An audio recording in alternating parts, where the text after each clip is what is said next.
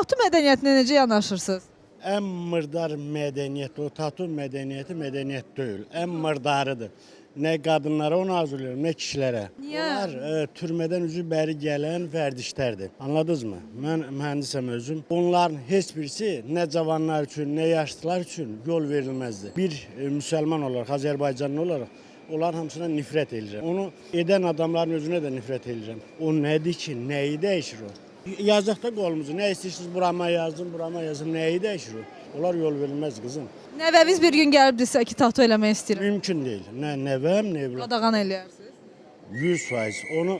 Onlar əgər mənim soyumu daşıyırlarsa, heç vaxt tatu edə bilməzlər. Mümkün deyil. Ne qədər sərt radikal. Yox, sərt radikal nədir ki? Demokratiya o deyil ki, biz gedək axmaq hərəkətlər eləyək.